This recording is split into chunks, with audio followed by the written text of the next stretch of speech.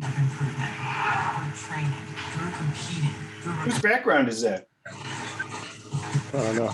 It looks like it's Jordan's. But yeah, there we go. Boom. All right. I think we can kick this thing off. All right, awesome. Well, Yep. Welcome everybody to day 2, class 2, Sports Wagering University. And I am super excited about this class myself. I'm probably the most excited about this class out of anyone that we have in the lineup. Day 2 of the NFL. So welcome back, everybody. So you probably have already noticed that we do not have you muted for this class. So we just ask that you mute yourself. I do have the ability to mute you if there's a lot of background noise, but we want to encourage more conversation, discussion, questions during the class. So feel free to ask the questions in the chat box, and then whenever we address your question, you can ask that with your very own voice if you choose to. So that's that. You can we can move on to the next slide there, Chris, if you'd like to. Just want to lay some ground rules here to start out. Oh, we got that second. Okay, well. Oh, let me write this number down. Yeah. As always, the disclaimer, just want to mention this is not an accredited university. And obviously, if you are having any issues with gambling or feel like you are, I mean, that's a very serious thing, right? There's a little bit of action junkie probably in every one of us. So take that seriously if you ever feel like it's getting too much of a hold of you. And we can move to the next slide here to look over the agenda, I believe should be. All right, just want to remind everyone to please use Discord, which is an app that you can upload or download to your phone. I never heard of Discord either before SWU, and I actually need to be on there much more often as well. But we just encourage you to download Discord to join the chat here in our off times. We can all have a great conversation about sports betting and everything in between on Discord. And with that, I'll just say my role is going to be a little different this week. I'm just more of a facilitator, moderator. So I'll be looking at your questions throughout. And like I said, we encourage questions, we encourage conversation. So please be willing to participate and let us know if you have any throughout the course. With that, I'm going to pass it over and introduce Las Vegas Chris. Who is Las Vegas Chris? Well, in my opinion, and in a lot of pro sports bettors and sports bettors' opinions, he's one of the foremost NFL handicappers in the country. Many of you may know some of his contest winnings in Circa. And today we have him at SWU for this class. So it's pretty awesome. Chris, going to hand it over to you. Well, I appreciate it. And I appreciate being invited on. These guys have a worthy project. Mute yourselves. These guys have a really good idea, and that is, with all the new legalization that's going around the country, introducing people to the fundamentals of betting. And that really stems from coming in on the ground floor and making an environment comfortable for people to ask questions, not feel stupid, not be talked down upon, and to have familiarity with what they're doing, not being overwhelmed as such. So there's people with all kinds of various levels of knowledge here. And some of it may seem redundant or I know this or whatever, but I think over time, you need to take note. You're going to see some stuff that may be out of sight, out of mind, or it'll help you remember that if you have friends or family or anybody else, the overwhelming amount of data and information there is out there. And just imagine if you knew none of that. I mean, we're going to go through a lot of stuff really fast because the advanced classes or the continuing education classes will address a lot of the stuff that I'm talking about. So feel free to hit the comments right away. Those guys will either save them or respond. And we just want this to be informal. I've never done anything like this. So this is my continuing education of teaching, episode 1. Next slide. Oh, it's not going. There we go. So why do you bet?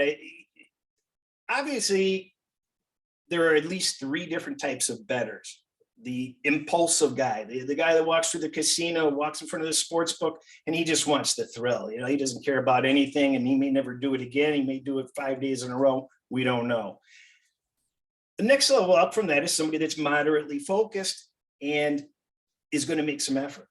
Above that is an elevated focus where it's a significant part of your life. I think we're going to get back to each of these terms later on in PowerPoint, aren't we?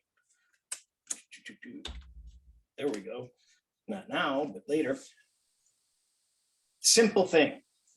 How much do you bet? I wish we had quizzed everybody ahead of time to just get people's answers on this, because I've been in this. I've had relationships. I have a client base. I have a lot of people ask me, and they come up with all kinds of numbers. I've had people thinking that they should be spending 10 to 15% of their bankroll on a single bet. I'll tell you, I don't put more than 4 or 5% of my bankroll on any bet. So, but traditionally you want to be down. If you have $1,000, you're only betting 20 bucks, $20 to $30. And that makes it anticlimactic and not as entertaining for people potentially, because, a lot of people just want that, quick hit, and that's not, the way to do it. If you're going to be responsible, you absolutely have to have money management. It's one of the most boring things to discuss, but you have to touch on it. Simple things are just familiarizing yourself with the terms. And I think a lot of people have heard these: favorite, underdog. The vigorous is simply the tax. If you lose a bet, you're going to pay an extra 10%. If you win the bet, you don't have to pay it. But that is kind of built in future discussions into most bets you make anyway, some way, somehow. A lot of people are confused when they go to the window because they just want to bet on a team to win. They don't understand the point spread. So over here, you've got the point spread, and here you've got the money line. So a lot of people, they come in for Super Bowl, they want to bet their team, and they get all confused. Well, what's this 6.5 mean? And I'm sure most people in here know that, but you'd be surprised I see it with my own eyes more common than you could ever imagine. That's why a class like this is so important. There's a lot of people that don't understand the concept of a spread. If you've got the Bengals here and you come within 6 points, you win that game. So Baltimore wins 26-20. The Bengals won the bet. But over here, if you bet them on the money line, the Bengals would lose the bet, but the Bengals or the Ravens would win the bet. But you had to lay almost 3-1, 290 to win 100. Over here, you've got your totals. Totals kind of confused me and kind of intimidated me when I first started betting, just because I don't know how much they're going to score. There's a lot of reasons why it intimidated me, but it's really simple. How many points are going to be scored in the game, over or under? And over here is just the 114 to win 100 or 106 to win 100. Potentially, if this is on an even number, you can tie, and nobody wins, nobody loses. It's a refund. And it starts to get a little bit confusing when you see that this is the spread. Going to get into alternate lines, which gets really confusing later on, which you could bet any point spread you really want. You can make your own nowadays. And you've got in-game betting, which is really confusing. I don't even like it. There's a lot of pitfalls with that. Is the pace going okay, everybody? Good. What do you bet? Combinations.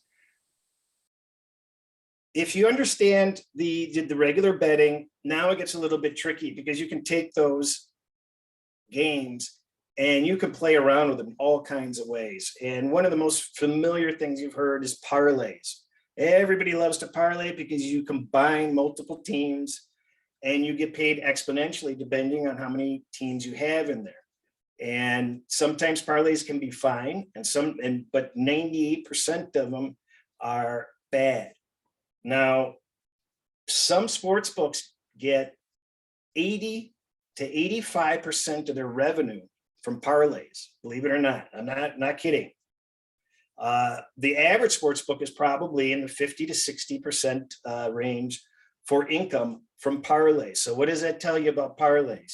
you better learn how to bet them, and you better know what to avoid if you're going to be doing them. A teaser is basically a straight bet, but you get to move 6 points either direction, but you've got to win 2 or more games.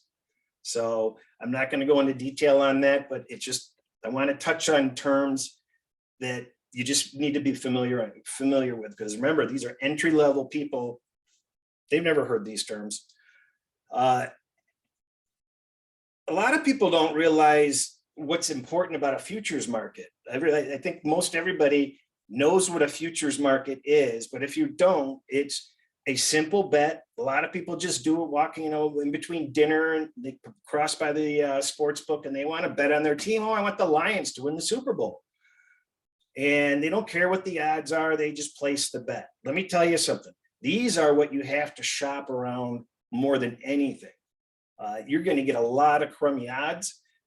That's another bread and butter next to parlays for the house to make their money on. And that's to bet a team to win a championship, to win a conference, to win a division. How many over-unders a team is going to have is very popular, and it changes every week. It's changed over the last couple of years. You used to just bet at the beginning of the year. Now they're in season. Certain events, how long is everybody knows how long is the national anthem going to be, and how long is the halftime show going to be, and somebody's boobs going to show.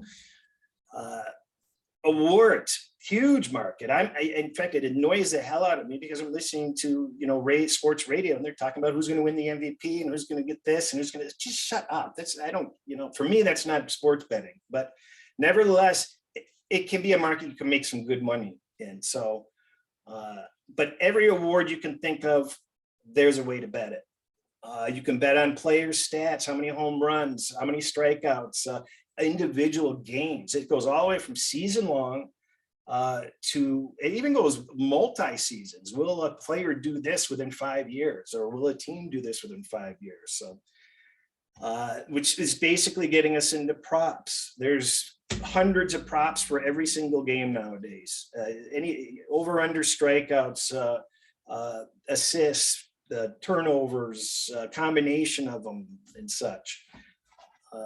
Team props, first half, second half,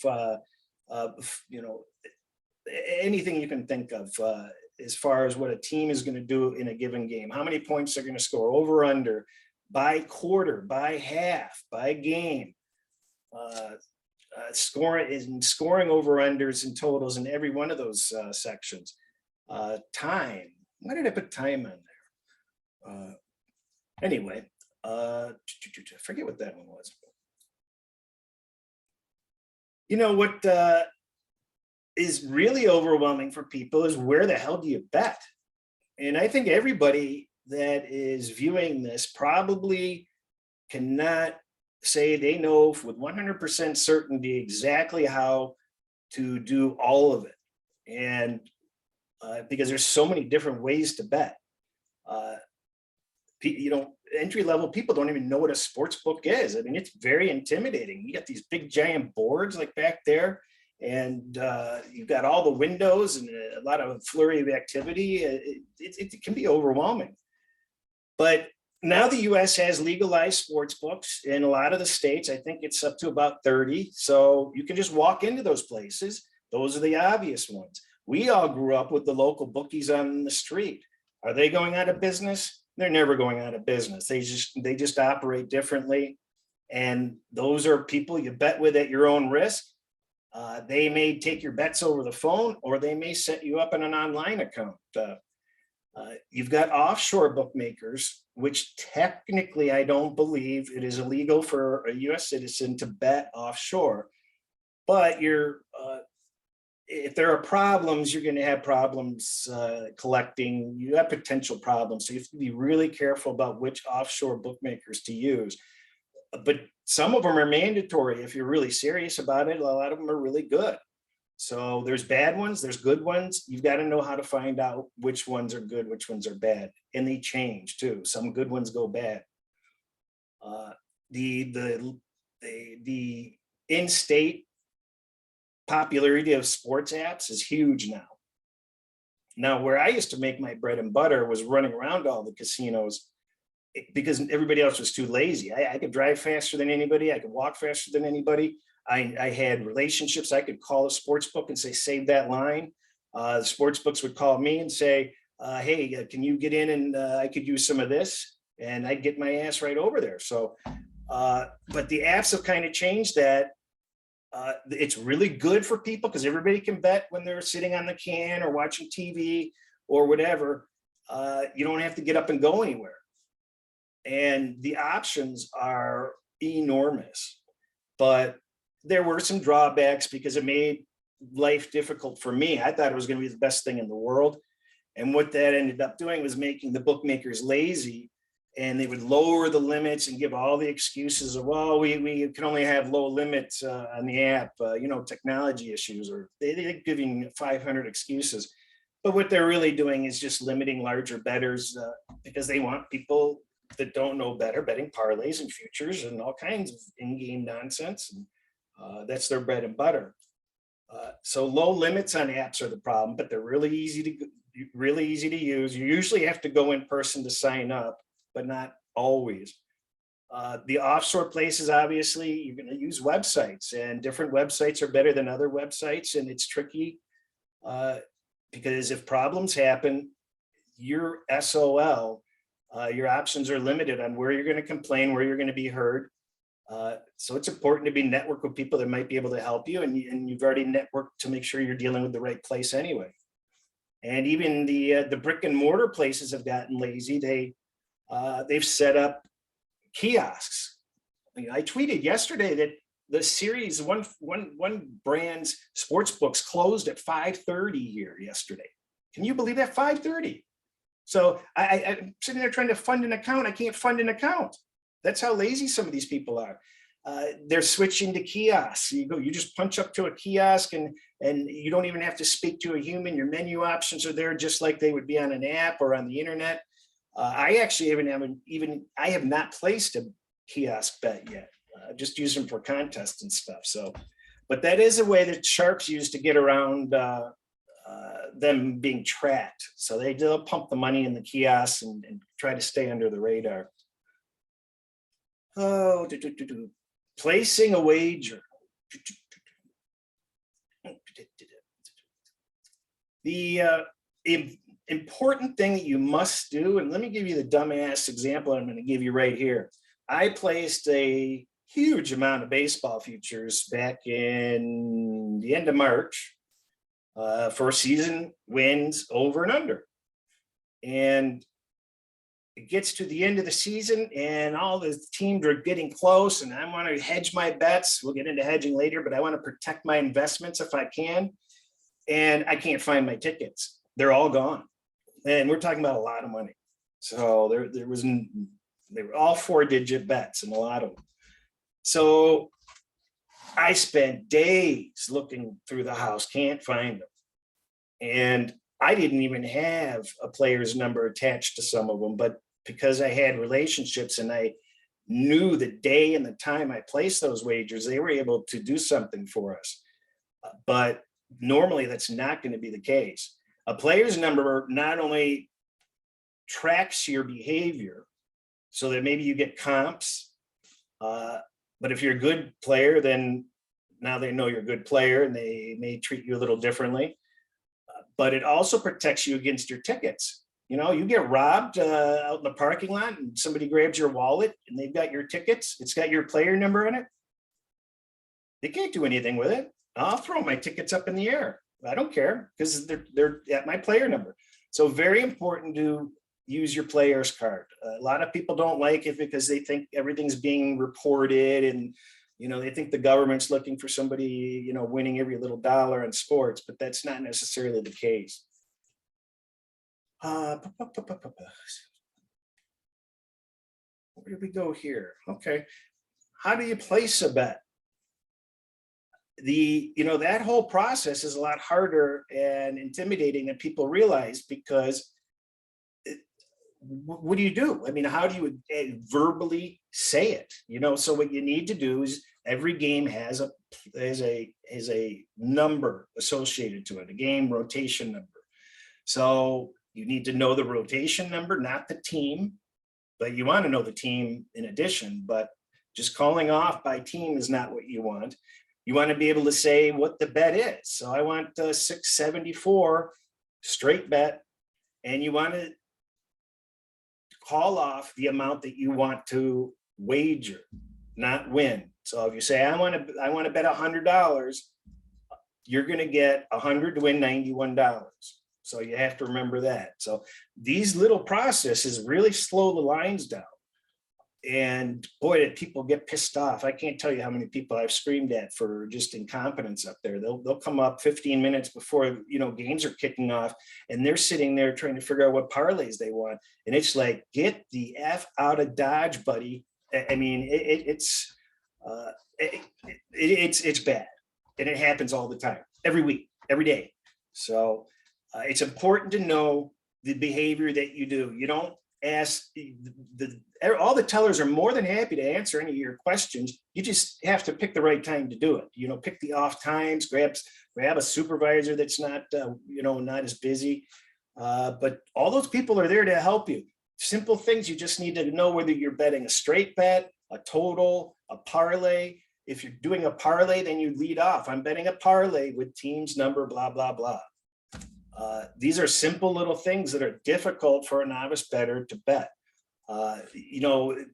Even smart players do not understand how to place like a round robin bet. It confuses them, and the tellers don't even know how to accept a round robin bet, which is a series of paired parlays.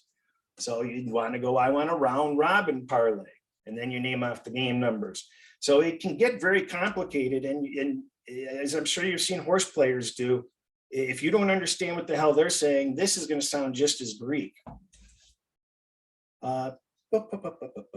If you're doing anything on the apps or online, you've got to be really careful about being accurate.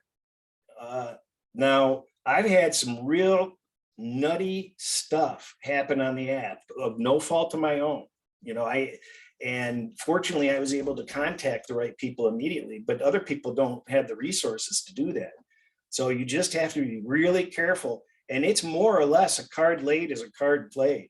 You might get a place that'll forgive one error if it's not busy and you catch it in advance. But if something's gone off, you're done. Or if the line's moved, you're done. Whatever you did. So it's easy sometimes to just screw something up and accidentally push in a parlay, or some of these apps have pre-settings so that it feeds you into playing parlays. So if you're trying to bet a few games, the default is that you're parlaying instead of the default is supposed to be a straight bet. And I've had a couple my complaints have had a couple of casinos change that policy because it was so infuriating, because I'm trying to place straight bets. I know what I'm doing, and I still ended up placing a parlay. So they're tricky. They're tricky. You have to pay very careful attention to that. Everybody awake? I know I am. Everyone doing good? We got a few questions in here, Chris, but I think they'd be more relevant toward, I think that you're going to answer a few of them. So throughout the presentation. Yeah, I hope everything's making sense trying to whip through this stuff. How do you pay for a wager? Physical locations give you physical tickets. Don't lose the tickets, but I've heard of some dumb people that have lost their baseball futures, and because they used their player number, they were able to get them cashed in anyway, but that's a rare occasion, and you pretty much need to know the people. The legal apps and websites, PayPal, debit cards, bank transfers. Here in Nevada, you can go to local taverns and deposit. You can go to 7-Elevens. You can go to all different places. You can get prepaid debit cards, and you can cash out into those stuff also. I personally have not done any of that, but it sounds very handy. The Bitcoin, if you're doing offshore, you're going to want to do Bitcoin. It's just easy as pie. And even if you are not a Bitcoin believer, you spend an hour to create a wallet, and you find a way to put some money in the wallet. You transfer it to the location, and you're getting full, you don't have to worry about the price of Bitcoin, because once the Bitcoin's in your account, then it's back to dollars, and you're playing with dollars. Now, some sports books do play in Bitcoin, but only somebody advanced is going to really get involved in that. So, but just be aware that there are places that don't deal in dollars. They actually are lines in Bitcoin. So if you accept a withdrawal in Bitcoin, you can put it in your wallet and you can get rid of that, pretty fast. You only have to worry about the fluctuations of Bitcoin when it's in your wallet. So it's not as bad as you think it is if you're anti-Bitcoin. Another thing you have to remember is the bonuses that are offering, and it's not just offshores, but it's through these new states that are coming, and the offers are outrageous. I know very sharp people that are doing nothing but traveling state to state and doing all these bonus programs that all the new brick and mortar casinos are offering throughout the country.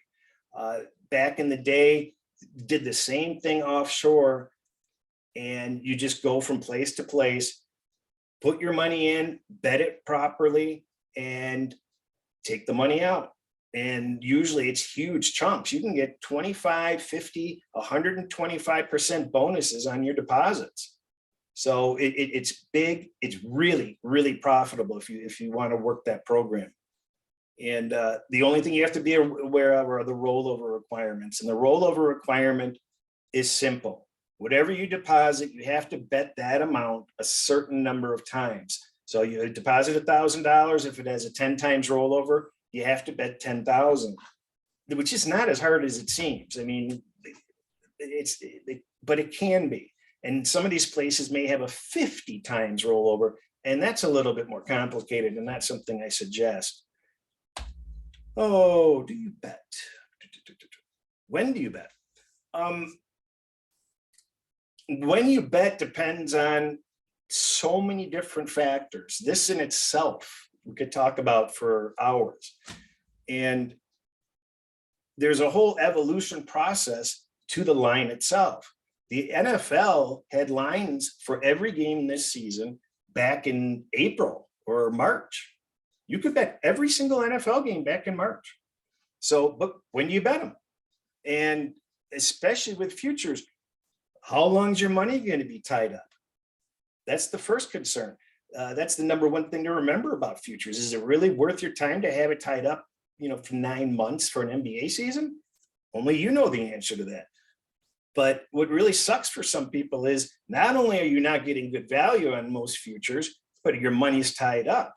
So the opening lines or when the games are actually released. So even though there's been lines for football since March, those lines are taken off the board as soon as the games start on Sunday. So after the games are completed Sunday nights, they come out with opening lines. And those are real lines where people can bet real limits, because the earlier weeks lines are going to have lower limits. Pros kind of stay away from them because they don't want to move the market, or they may actually move the market the other way. So they can come in and bet the other side at better numbers. Closing lines are simple. What did the line close at when the game kicked off? And people that use math models, which we'll briefly talk about later, chart opening lines, closing lines, results. All that stuff is important. They all tie into each other, believe it or not. So the fact that a non-event is so important to some people for their modeling is in itself noteworthy, because it doesn't matter who played. It doesn't matter what the result was. They're just tracking opening and closing lines. And believe it or not, some of those guys do pretty well. So I can't really elaborate on it very much myself. It's not my cup of tea, but kind of surprised me when I learned about it. Why do you bet? Oh, we're back to this again. What's the next slide after that, though? Okay, so we've got the impulsive bettor. Wing it. It's time for you to fly away. We've taught you all the terms, and we're going to bore you with any more details, I would imagine. So you guys can leave now. And The moderately focused bettor, these are just some of the things that that you'll see in a halfway interested focused bettor, and that's an investment of time, and time adds up fast. And a lot of people don't have the time. They've got families, they've got jobs, they don't want to invest the time. Having legitimate interest in what you're doing. I mean, a lot of people just bet for the, because of peer pressure or boredom or, various other ways. But a moderately focused bettor has a genuine interest in what they're doing. They want to beat the line, or they like the sport, they like this conference or this division. Finding resources to find all this information is another step. Going into Google searching and go, where do I find EPA, and where do I find these stats and these team stats, and how do I find line history and against the spread records, and what podcast should I listen to? So they're being proactive into whatever sources they feel they can get information. The most important aspect, in my opinion, for an entry, medium, or expert level sports bettor is networking. There's nothing more important. And I can read it till I'm blue in the face. This is far more about relationships than you could ever imagine. And I could sit here for an hour and just list off the ways networking is important. And it pays dividends in so many ways. It's the way you learn. It's just the stepping stone to any growth whatsoever. And if you're an advanced person, you actually benefit from mentoring other people. It's a two-way street. I've run into a lot of people that are happy to help me out, even though they know a lot of stuff. Obviously, most people that have secret sauce, they're not going to tell you everything, but some people will. Everybody's different, but the only way you're going to find out who's going to share what with you is by networking and learning more. You learn who the bad sports books are, or the bad players are, or you'll get injury information earlier. Joe Blow helps you out with this. Just hundreds and hundreds of ways networking is the most important. As I mentioned, willing to be mentored and helped, very important. A lot of people come in and think they know it all, and it's amusing for people that have been in this industry for a while.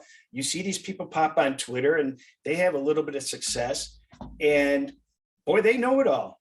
They've got this covered, and you just sit and watch them crash and burn. And it's sad because it sucks, because there's going to be times when you're sports betting and you put a lot of work and time and effort into it, and you just fail. I mean, there's something you didn't factor in, you didn't know, or you might have been 100% right, you just fail. So it's difficult. Pick buying shows an advanced level of interest, and that's how I'm going to touch base on that again. And learning basic strategies and values is very important. Yeah, you can go up to the window and you can bet whatever those spreads are or whatever those money lines are, and that's fine. But when you get to the level of it's just another step up to understand where the better value is on, well, should I take this point spread or should I take the money line? And knowing whether you need an extra half point. What should I buy? Should I buy this game at the place next door or on this different app? Is this half point important? How much is that half point worth in monetary terms? Because every half point has a monetary value. So that's where it kind of gets tricky. And there's sometimes evolving debate even among pros how much something's worth. So it's not always absolute, because it's based on evolving results that change from year to year.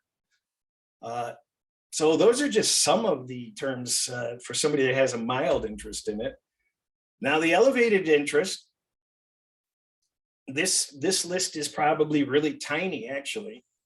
But this is the broad parts. Injuries. Well, I tell you, 6, 7 years ago, I was doing pretty well, and I considered myself, I was making my living betting.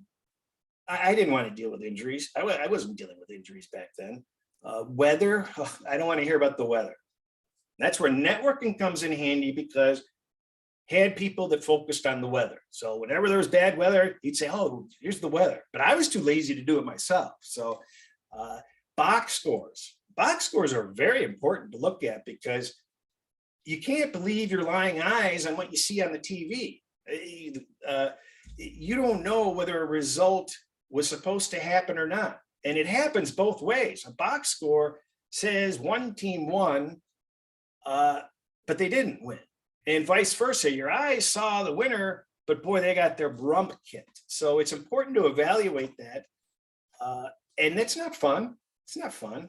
Traveling, keeping your eyes peeled, or your awareness of, well, this team's going to London, or this team's traveling back and forth to the coast. They're playing an early morning game, and they're playing 2 games in 10 days. Or in basketball, they're playing 3 games in 4 nights. Or they're going to Denver with elevation. Sounds stupid, but huge trends with going in and out of elevation. It's very tough, especially when a team's playing in a back-to-back. A lot of little dinky stuff like this applying to all the different sports. Where the games are being played, home, sites change. So you can go into neutral sites. On the rotation order, it looks like it's a home game for one team, but it's not. It's a neutral site, which makes a hell of a lot of difference. Paying attention to all that sort of stuff. Home field, away, what kind of field? Is the dome going to be open? That affects the flight of balls. Is it going to be raining? Raining and wind affect games entirely different when it comes to football. A lot of people say, oh, look at all this rain, I'm going to bet the under, they're not going to score. Well, traditionally, actually, that means more scoring. What really hurts is the wind. And a lot of people never think to look at the wind to see if it's 20 miles an hour or more. More boring stuff that I didn't do, a while ago. It depends on how dedicated you are. Collecting data, playing with data, creating your own systems. Boy, I did kind of do that, because I figured, oh, well, I'll figure that this seems to make sense. I want to check out how home teams are doing on Friday nights and other silly stuff.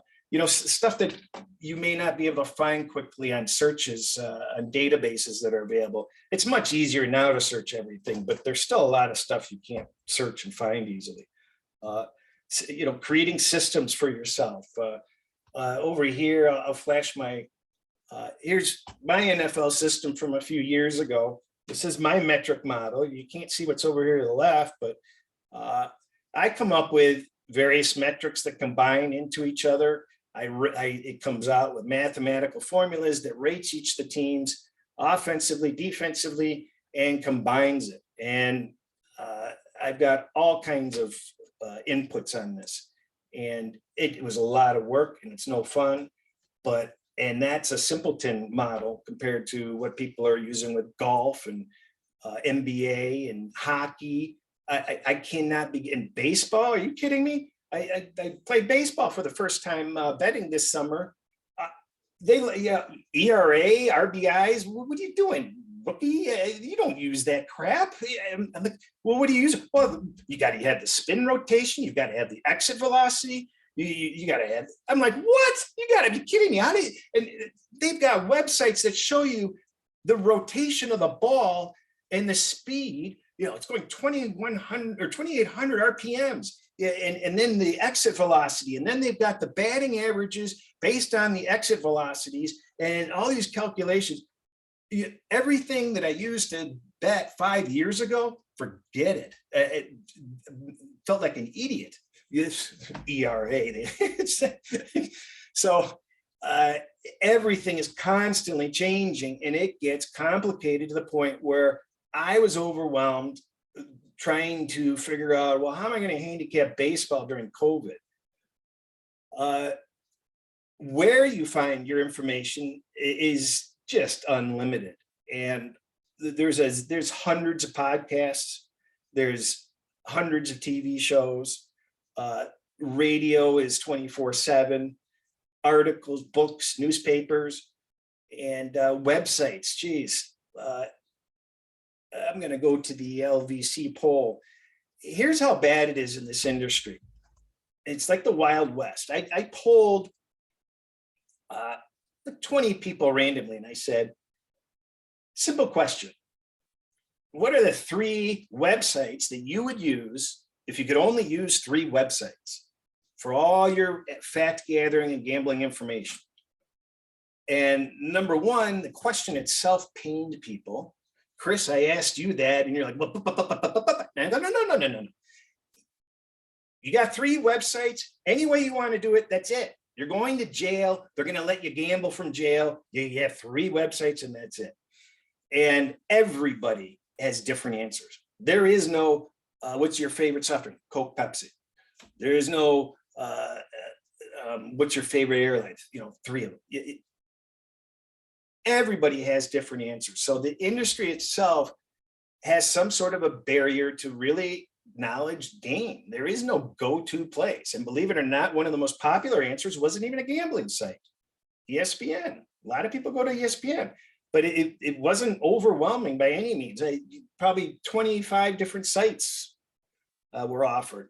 And then I asked the exact same question in reverse. I said, okay, what do you think are the 3 most popular sites for the average Joe Blow guy? What does he think are the most important? Same thing. Nobody knows. Nobody knows what they're supposed to do and what other people are supposed to do. So it's the Wild West of chasing data out there. And that's a good thing. The more confusing it is and the harder it is for data, it's good. Stat sheets, boy, the stat sheets that you can find are just endless. Like I said with baseball. Systems and models, that's basically what I referenced. Finding your data, combining it, turning it into something tangible that you understand. Power ratings. This is a really simple question or simple concept, but is more complex and difficult for different people. And it's really simple. If you've got your 32 NFL teams, you've got, let's just say the average team is 0, and then work your way up, work your way down, and set it like that. That's the simplest way to say it. NCAA, which Ron will talk about next week, much more complicated, a lot more factors because there's a lot more teams, and apples don't compare to oranges. But you want some sort of a base to where you're not always guessing. So anything that helps you refer back to a starting point, because otherwise you're hurt by recency bias and what you just saw. You need to be able to go back to a piece of paper saying, I had this team rated here, and yeah, they sucked, but I can't lower their value, X amount based on that. I mean, they were this good, and vice versa. You can't overreact either way, but you have to have values in your mind as you're going along. You just can't be winging it. That's my suggestion. We're back to networking, obviously, just network. Pick buying. How are we doing on time? I'm running slow, aren't I? Yeah, Chris, I was going to say we're at about 15 minutes left until the Q&A session. So we do have quite a few questions, but we can save them until 9:30 anyway. What slide number am I on? I think you're over half at this point. But yeah, I know there's quite a few more to get through probably. All right, pick buying. Let me tell you something. A full disclosure, I've offered guidance to people, and I will tell you openly, it has some of the worst human beings in it, and you've got a lot of deception, fraud. You've got some good people in it too. Unfortunately, it's a lot of distorted claims or falsified claims. Be very careful when pick buying, but pick buying can be very good if you're doing it from the right person and you're getting good information and you're learning along the way. So just be careful about that. Almost the entire industry is a cesspool. It really is. So be careful. Betting values of points and half points. I kind of touched on that. I can't explain it this quickly, but you have to know how much each half point is. It all changes into a money line equation. So another term, we don't bet teams, we bet numbers. Any pro is going to tell you that. They don't care who the team is. You know, there's no way you can sit there and say, oh, I'm going to bet against that team next week. You don't know the line.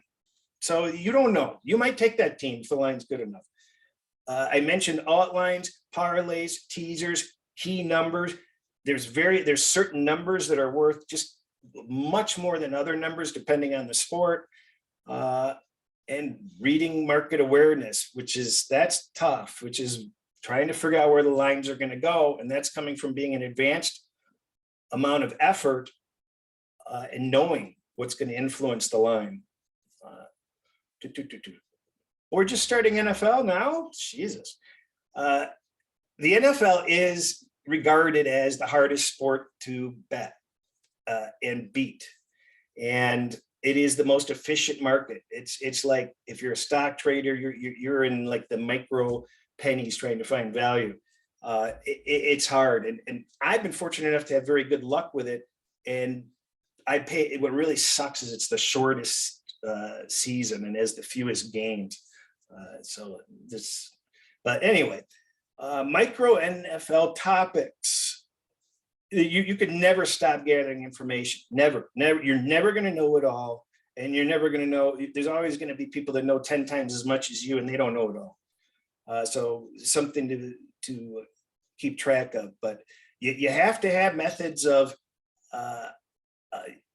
gauging the differences in talent on so many different levels. It's from coaching to players to teams to all kinds of stuff. You need to know how much a player affects the line. I mean, does a quarterback out cause a 7-point line move or a 1-point line move? You need to know how much that's going to affect, which stats are important and which ones aren't. And let me tell you something, the very best campers, as far as I'm concerned in NFL, they don't know what they're doing. The people that you hear in the media, the stats that they spit out, I don't even use those. So, and I do very well. So, but everybody, and that may change. I may do crappy for the next 5 years. So I say to point out that everybody uses something different, and it may or may not work for a time period.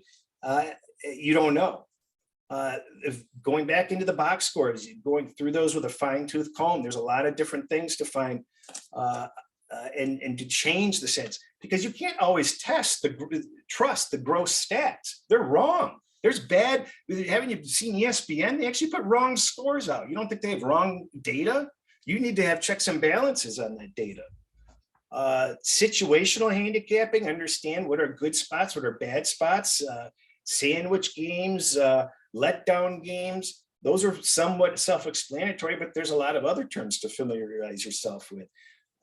Reading the lines, understanding the lines, and contests. Contests are really growing exponentially, unfortunately, because now there's too many people and I can't win as easily. But it's absolutely awesome, these contests, but it's very important. Playing contests is different than betting, much different. They sometimes don't even resemble each other. So it's important to know the rules of whatever contest you're in and know that you're going to actually have a chance of winning. Some people, you're just dead. Like, depending on the contest, you know they're dead. They have no hope. So if you don't know who the sucker is at the table, like they say, you're the sucker. So you have to have rhyme or reason for what you're doing, a basic understanding. If people are doing private contests, you need to know the rules specifically, who's running the rules, and is there a way that they can cheat? Because if somebody's running the pool and they're the last one to get all the picks and there's no checks or balances, well, they get a huge strategy advantage to be able to select teams in a different way. And it's not only that, there's a bunch of different ways where they help out buddies doing this, or they don't help out that person, where there's just a lack of fairness in contests.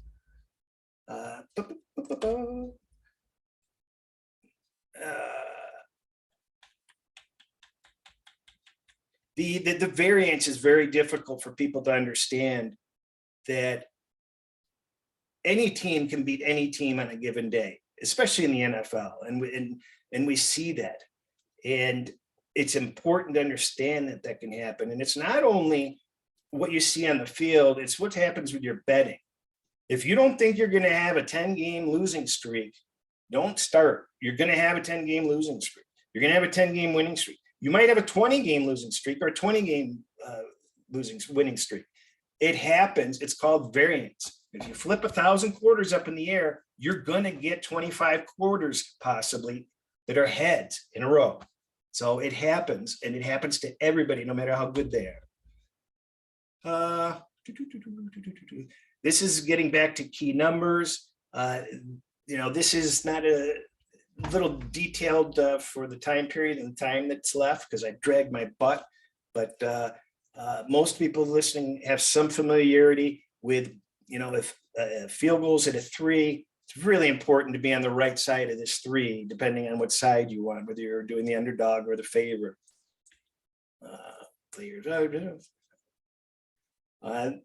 These are some of the key stats: total yards, DVOA, EPA, expected points per attempt. No, what is EPA? Chris? EPA? Ooh, I don't know. I didn't put that in there. Estimated points allowed, maybe.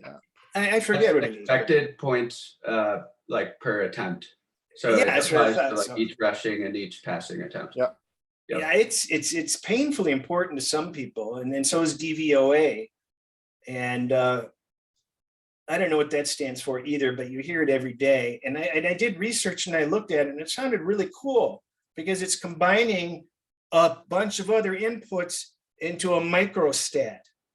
And I love the idea because it made sense when you read it. But when you think about it, you're plunking in a bunch of variable stats that are not technically written in stone. They're not as efficient as they could be. And you're putting in inefficient to inefficient to inefficient and trying to get an efficient term. So that's why I don't use those.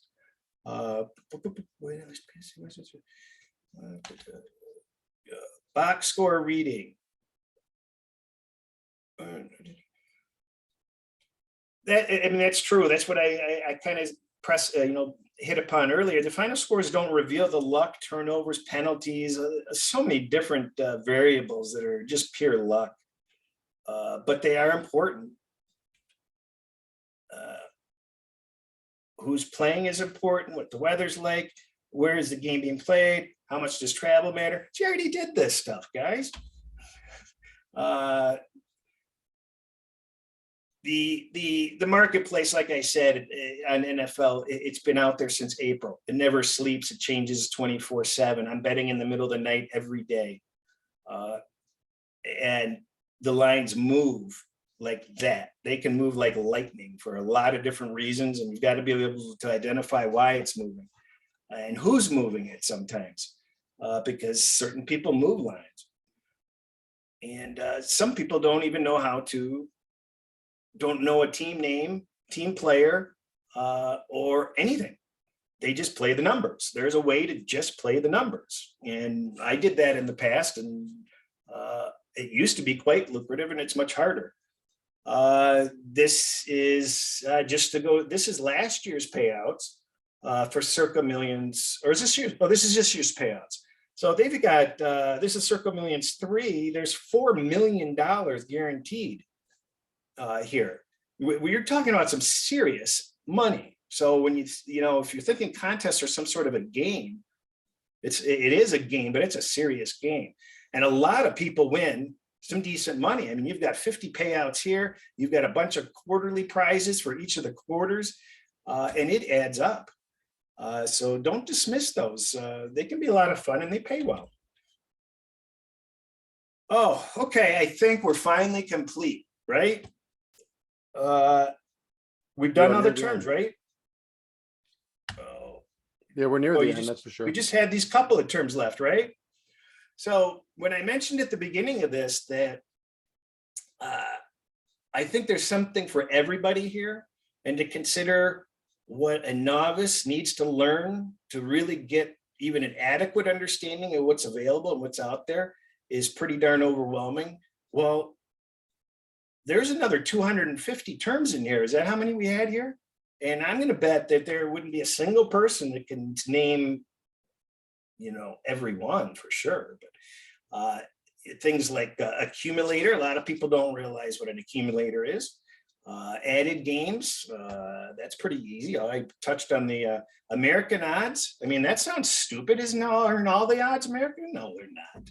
Arbitrage, I do a lot of arbitrage. Asian handicap, I love Asian handicap. And you guys are going to love Asian handicap when it comes to the US. Just be a little difficult to get used to.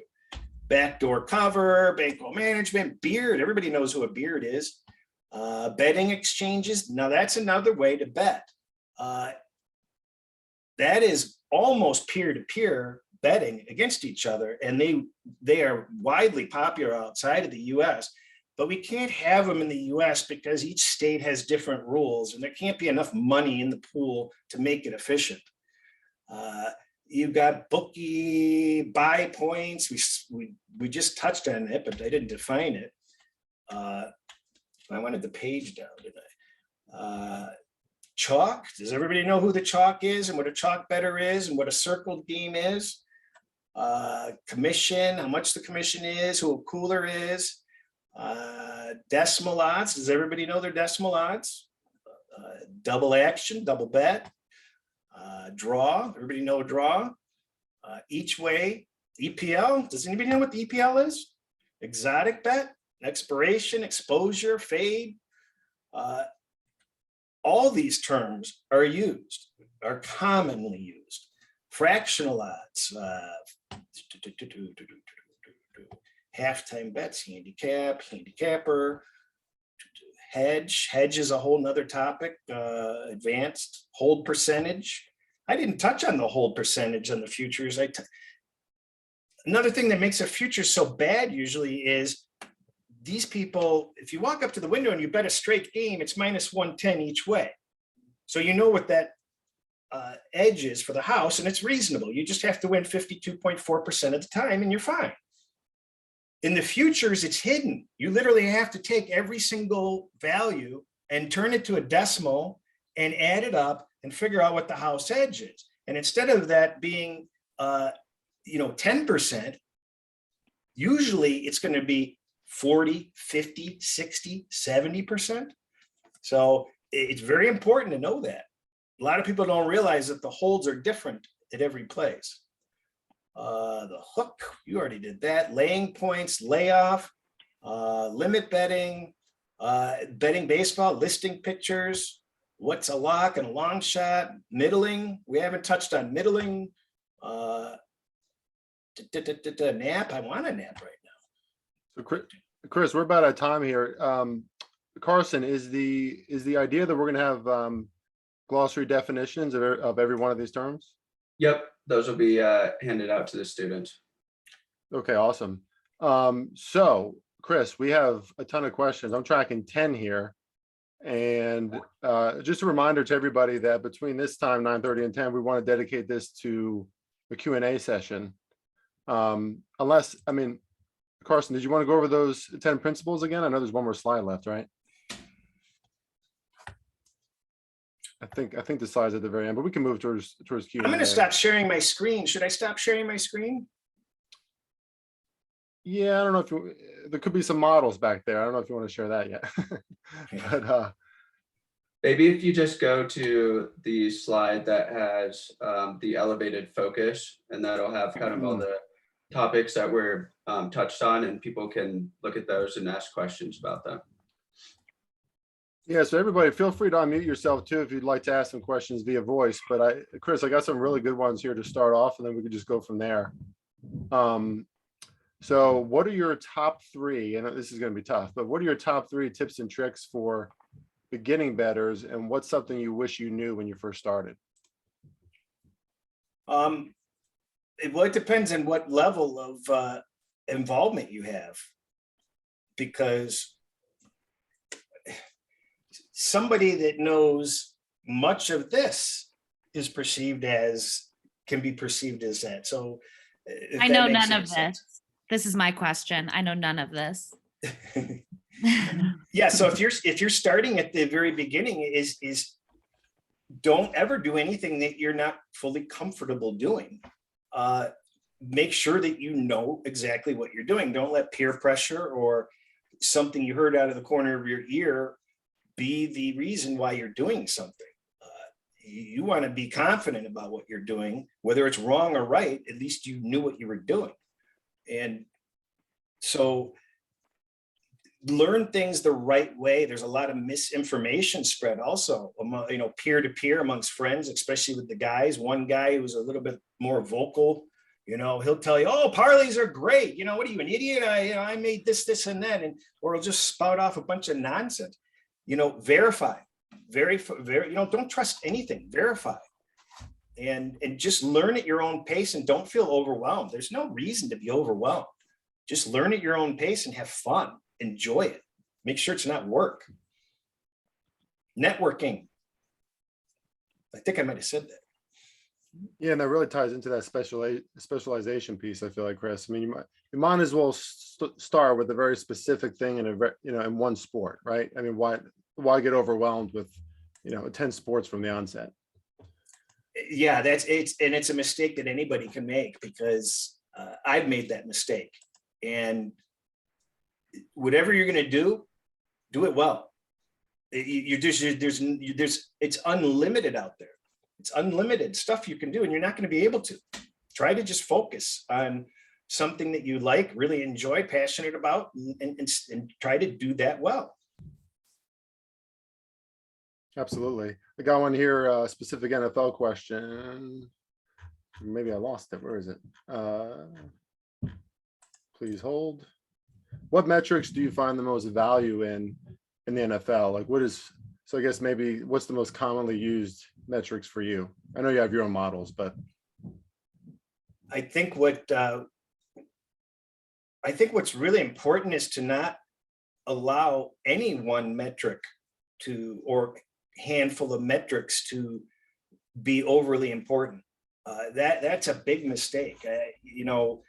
It's humorous because you listen to these podcasts or see these videos, and it's always the same stats that they're common sense just tells you, well, okay, if you know that these stats are so important and those win, well, then why can you beat the bookies?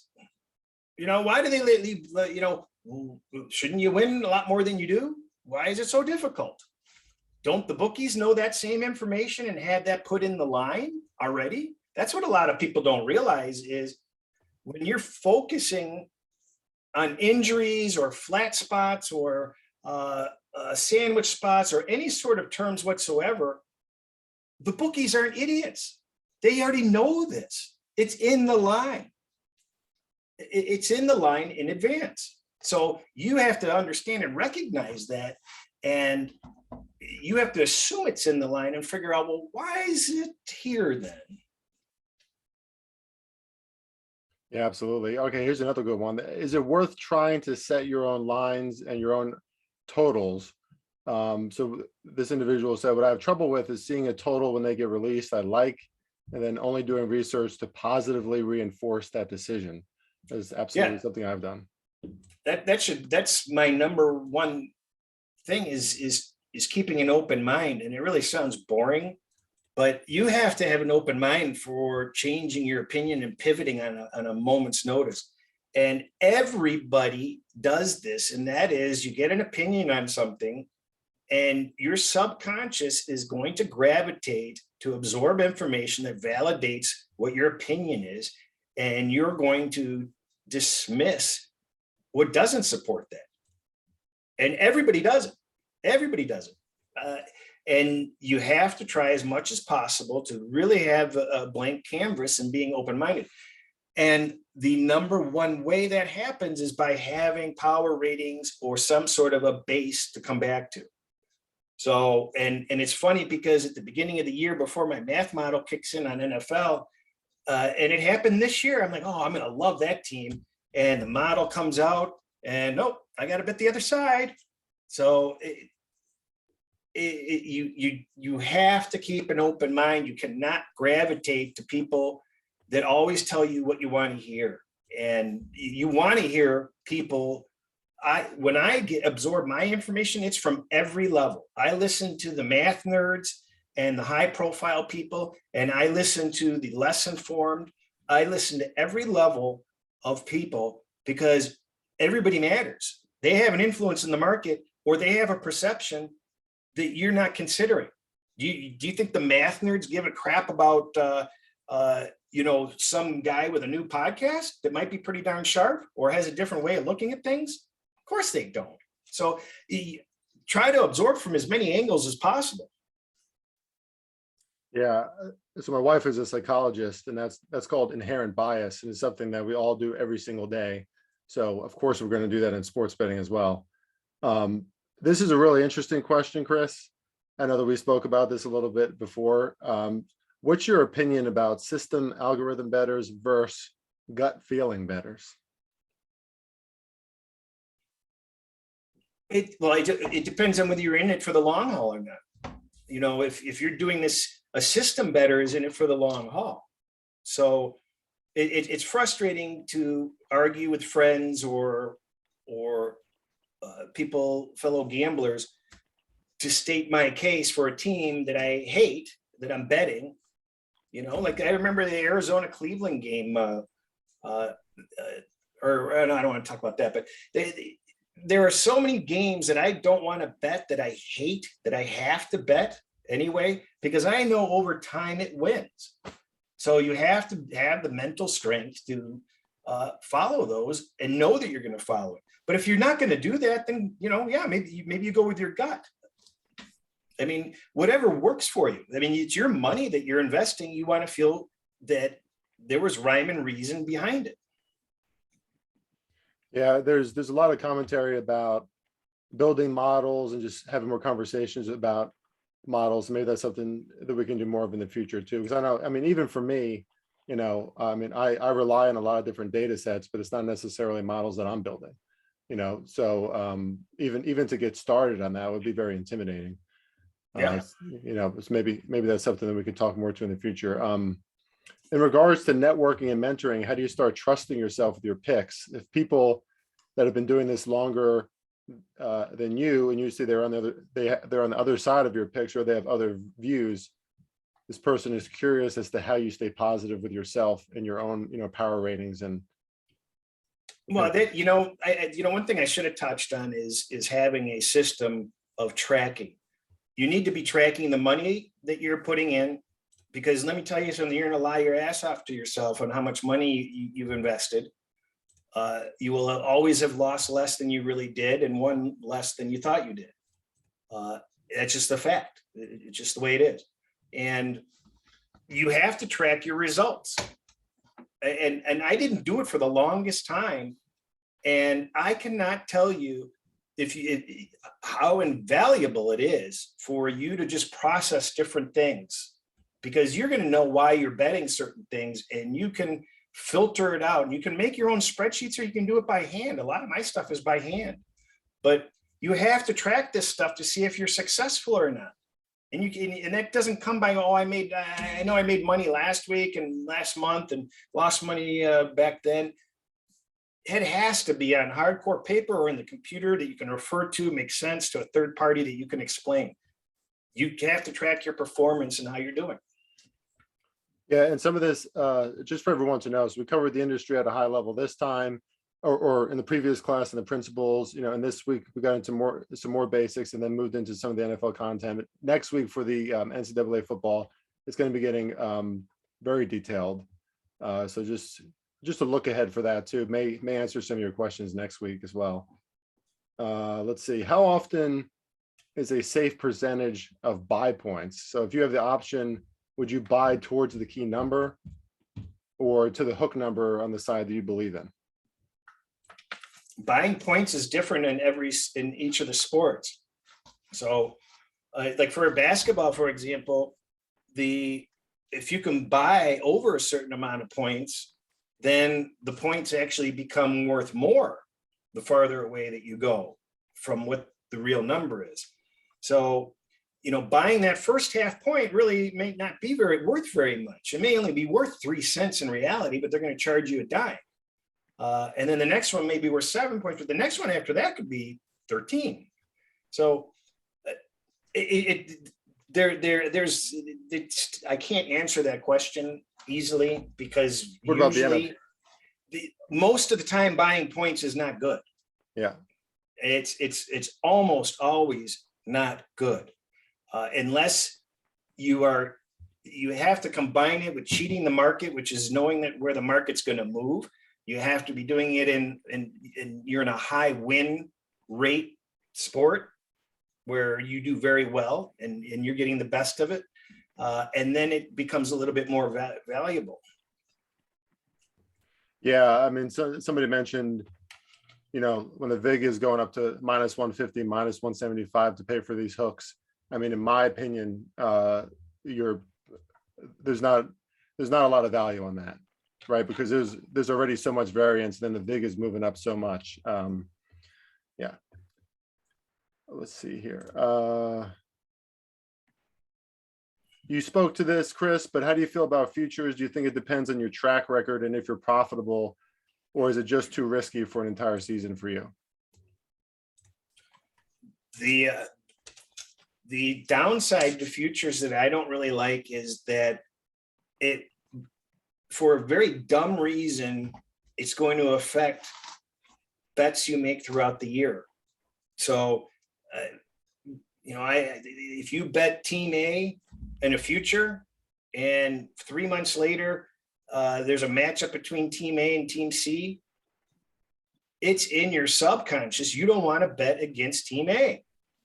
Whether you realize it or not, you're going to be always gravitating to times when you're going to bet in favor of that future.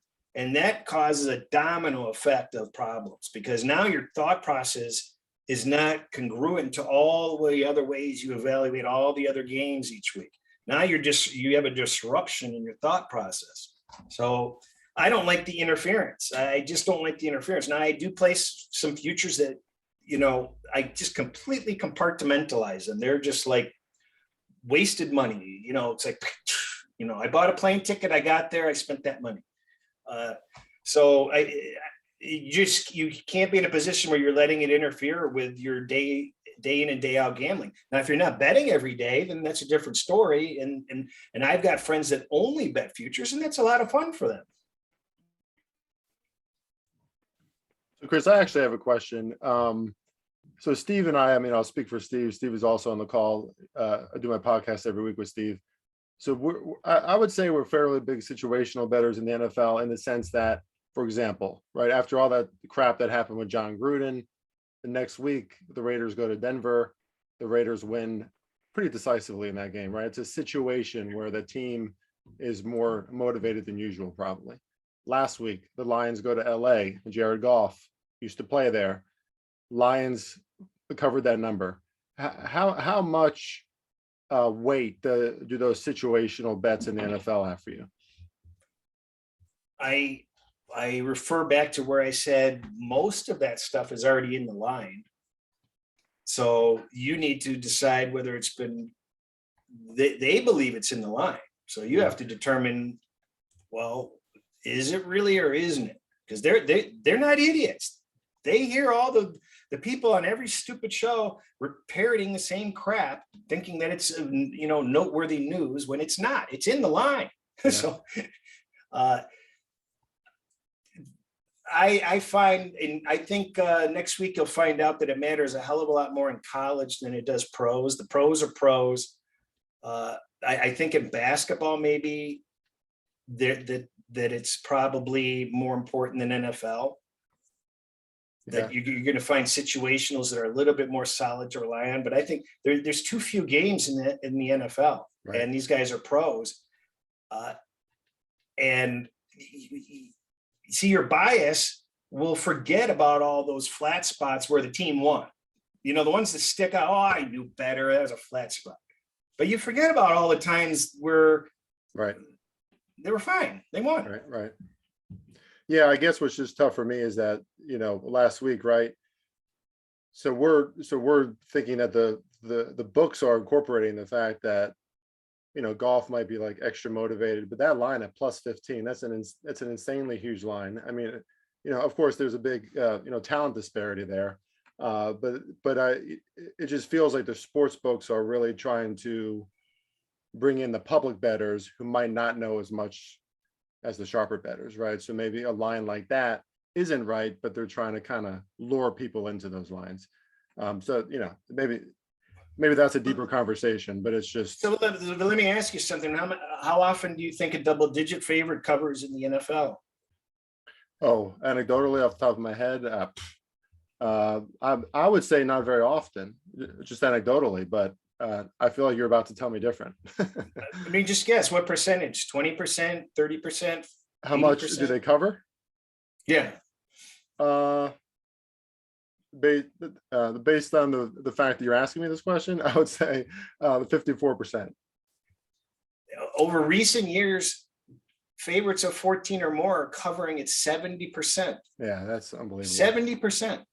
So the game has changed. There is much more scoring. The rules have changed.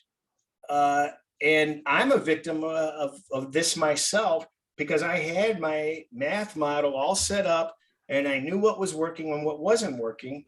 And recently I've been noticing shit, because I had blocked out the double-digit games because I just wasn't doing well 6, 7, 8 years ago when I started it. Now I'm like, oh man, I got to go back and research how all those double-digit games I've been leaving off over the last 4 years and see where I would have been.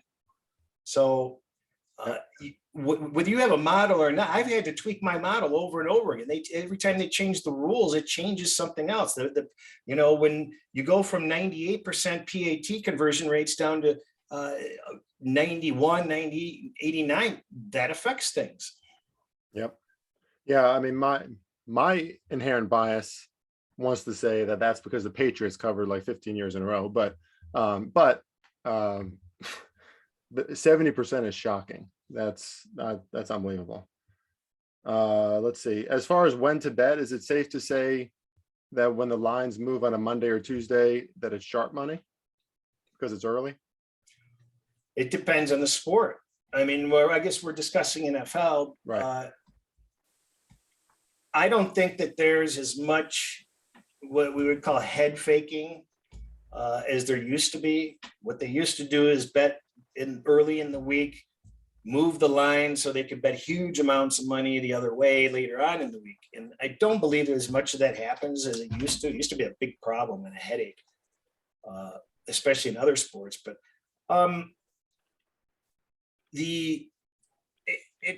it probably is because the public's not pounding in. But it depends on what your definition of sharp is, because in the NFL, there is nobody that wins all the time. So who's sharp? I mean, when you go into other sports, there are people that have been winning every year for long periods of time. There's nobody winning in the NFL each and every year for long periods of time, not any significant amounts. So the information or the move could be wrong. It oftentimes is. I mean, last weekend we had a game move 5 points the other way, and I knew it was the wrong move. And sure enough, it lost. But you know how much money it took to move that line? I mean, we're talking huge money to move a line on game, the game day. A lot of money. Yeah, absolutely. So here's one that was asked last week. I'm not sure if it was ever answered, and I know we're almost at time, everyone. So thank you for staying for the duration of this class. This is awesome conversation. So even if you choose to only cover one conference, let's say in the NFL, how do you pick and choose information to not get overwhelmed and to keep your time valuable? That's a tough one. If you're specializing in something, you should probably have it in your thinking of what really is important and what's not. I don't know whether that makes any sense, but if you're focusing on a narrow subject, that type of stuff should kind of stick out a little bit, I would think.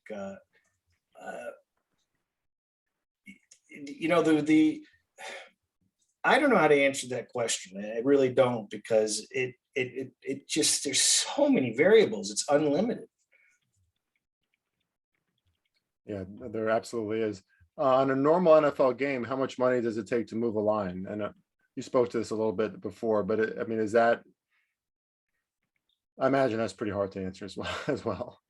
Yeah, it depends on it depends on the books entirely. I mean, Yeah. when I place a wager, I'm trying not to move the line, and I still move the lines more times than not.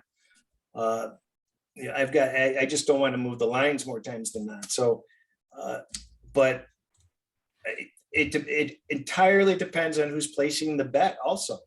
If a perennial loser bets 50,000 on an NFL game on game day, they may not move the line. But if a pro that they respect comes in and bets 2,000 on it, they might move the line. But in a lot of smaller outlets are going to move the line on 500 sometimes. You just don't know. So, Carson, did you say that we have a few questions about player values? Oh, yeah.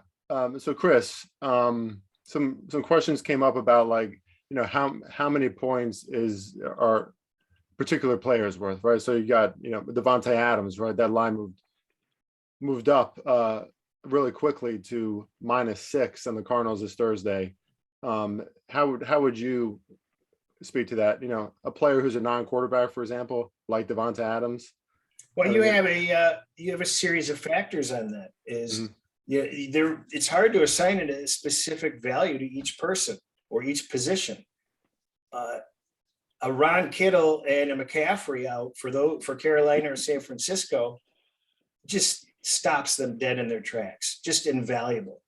Whereas, the other 28, 29 teams, they can lose their position player that does that, and they can do okay. They can manage, if that makes any sense. And it also depends on, well, who else is injured? So what's the cumulative effect? Are there cluster injuries? A team can absorb losing 5 players off of their defensive line or off of their defensive unit. But if 3 of them are all in one particular point, well, now they got a huge problem. So there is no simple answer to it, and Aaron Rodgers may be worth 7 points. And recently we saw, I'm not sure Mayfield's backup is worth less than Mayfield at this point. And there's a lot of quarterbacks where you're not even going to see a point difference between the backup.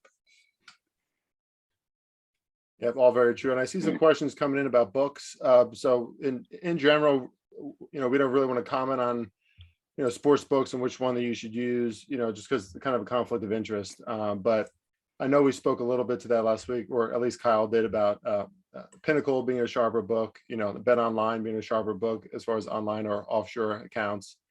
I'm not sure how much we want to touch on that in this class, but I would definitely, shop around, and you can kind of compare the line. But the number one thing that you have to know is just to have as many books as you possibly can have. So I consider myself a failure if I don't have every app on my phone and I've got money in each account. It nags me. Even if it's an account that I use once a month, if I don't have the ability to go in there for a certain bet, it nags me.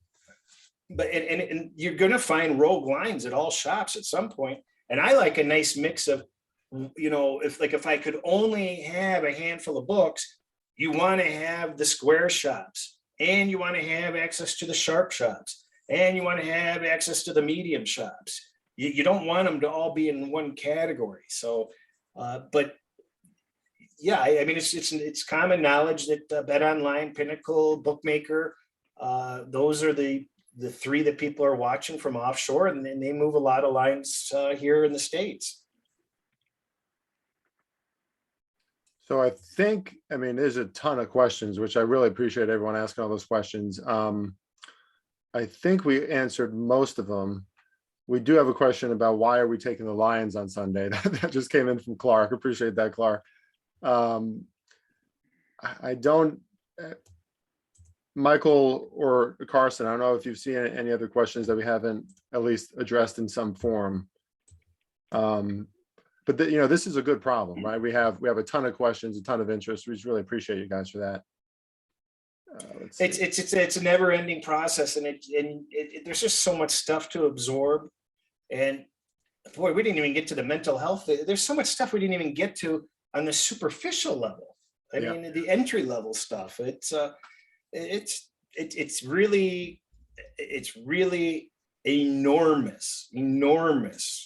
The whole world of betting and all the influences, and even people that know Jack Diddley know a hell of a lot. They really do, because it takes knowing a lot. But to the person that asked, if you're just entry level, just don't worry about it. Just do what you can. Keep it simple. Yeah, definitely be careful who you listen to, right? Because now that there's so much knowledge, it creates that oversaturation. And so everybody thinks they know everything. Carson. Now, here's one thing I do know is all these people that we hear in the media and all this stuff, they don't know it all. Trust me. They don't even come close. A lot of them are morons and they get lucky. And I'll say stupid things occasionally. Everybody says stupid things. Everybody's a moron in one way or another. And you just have to be careful to what you hear. I mean, everybody can't be right about everything, and everybody can't know it all. And just I find that the people that talk to you, not at you, are the people that you want to listen to. And I don't know how to explain it, but there's a way of dismissing your audience. Yeah, we love you, but somehow dismissing and not respecting. You want to really find people that you can relate to, that kind of strike a chord with you, because then you can make better judgments about what they're saying, because you know they're going to be wrong about some things too. So you need to have your radar on that. Nobody's right about everything. So get as many influences possible. It's never freaking ending.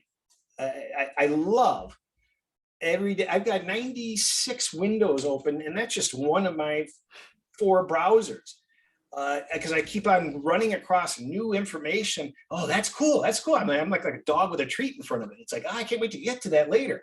And then I've got like 15 of those places I don't have time to get back to later. So it's a free for all out there. It is absolutely. Carson, did you want to add something? I saw that you were unmuted there for a second. No, I'm good. Okay. Yep. While everybody, we're about at time. I mean, I think, we're bouncing around a few ideas. I would love to have just like a Q&A session with the class in the future. I think that would be like amazing. But obviously we got. Yeah, but when you have those types of situations, then you're not focused, and you kind of get all over the map, and then you disinterest some people, and you don't quite get what your interest level is, asked. It really is important to put the legwork into finding out what you're interested in, and just learning what you can as you can. And if you look at it as, this toilet roll of stuff that we listed out today, a lot of people just say, oh, that's not for me. These are just factors, but these are factors you have in everyday life when you drive to work or something. If you put down everything you had to do to get yourself out of bed, brush your teeth, eat, get to work, do something with the kids, blah, blah, blah, you're going to have 500 things on your list. So these are just a different list. This is just a different list. All right, well, let's end with that. This was a fantastic class, Chris. Thank you so much. I mean, we could talk about this stuff forever, but I hope everybody enjoyed. It sure seems like you guys did by the commentary. And Carson, I don't know, or Chris, I don't know if you want to say anything to send us off, but thank you all so much again. We'll see you next week. Yeah, I hope I didn't bore anybody. I think I did better than I thought I would, but I didn't expect to talk the whole time, and I didn't get to everything that I would have wanted to get to, but it was, I did this because it was a challenge, and that's just something I tell everybody. I'm an old fart, so I'm finding great satisfaction challenging myself and doing things that make me uncomfortable or are, make me cringe. I find myself committing to things. Why did I say I'd do that? But I'm finding that I get a lot more benefit from that. And I realize I should have been doing that, 30 years ago, because I would have been better off for it. So I had fun, guys. That was great. Well done. Likewise. Thanks to all the students who stuck around and asked questions. Last thing is next week is going to be more detailed, specific, and we'll make sure that we include some examples as we talk through these more complex subjects and how they're applied to specific games. So we're looking forward to it. Yeah, I see a lot of compliments or comments. I couldn't see them when I was talking or whatever. I've seen a lot of kind words and I appreciate it very much. And I can't tell you how happy it is when I help other people. And you can only do so much for other people because you want to teach, you don't want to give people fish, you want to give people the fishing line. So I try to do that as much as possible, and I try to be different. And I think every one of us, you guys, everybody, be yourself and don't feed into an ego and don't fall into a trap of conforming, question everything. Because when you're conforming and betting and you're falling in line, well, then you're falling in line with the fact that most people lose. So chart your own course. I love that. I love that ending. Amen. Okay. All right, everybody, have a great rest of your night, and good luck betting from here forward. We'll see you next week. Okay. Yes. Thank you very much. Thanks. Thanks, you guys. Yep. My pleasure. All right. Cheers. Cheers. See you guys. Mm.